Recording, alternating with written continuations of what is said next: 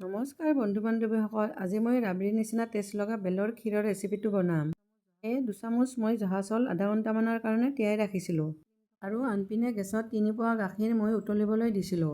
উতলি থকা গাখীৰখিনি লৰাই দি পুনৰ 5 মিনিটমান উতলাৰ পিছত ইয়াত মই ধুই ৰখা চাউলখিনি লৈ ল'লোঁ। তাৰপিছত এইখিনি মই ভালদৰে লৰাই দি গেছৰ ফ্লেমটো মিডিয়াম কৰি ল'লোঁ।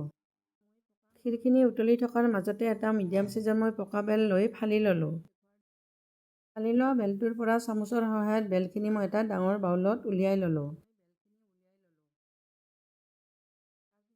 এতিয়া বেলখিনি মই চেকি ল'ম, সেয়ে মিডিয়াম কাপ এটাৰে গাখীৰ লৈ এইখিনি মিহলি কৰি ল'লোঁ আৰু মাজে মাজে মই গেছত উতলি থকা ক্ষীৰখিনি লৰাই দি থাকিলোঁ। গাখীৰ মিহলি কৰি লোৱা বেলখিনি মই এটা ডাঙৰ চাই বাউলত চেকি ল'লোঁ। গেছৰ ফ্লেমটো হাই আৰু মিডিয়াম কৰি ক্ষীৰখিনি পকাই থকাৰ মাজতে আধা কাপ ইয়াত চেনি ল'লোঁ। চেনিখিনি লৈ লৰাই দি ইয়াত মই ভঙা কাজু অলপমান লৈ ল'লোঁ। তাৰপিছত এইখিনি মই মাজে মাজে লৰাই থাকি পগাই থাকিলোঁ। উতলি থকা ক্ষীৰখিনি আধামান হোৱাত ইয়াত মই চেকি লোৱা বেলখিনি লৈ ল'লোঁ। তাৰপিছত এইখিনি লৰাই লৰাই ঘন হোৱালৈকে মই পগাই থাকিলোঁ।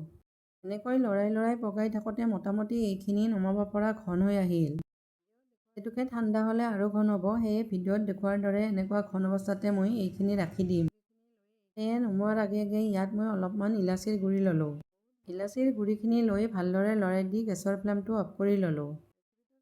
আৰু ৰাবৰিৰ নিচিনা সোৱাদ লগা বেলৰ ক্ষীৰৰ ৰেচিপিটো মোৰ তৈয়াৰ হৈ গ'ল।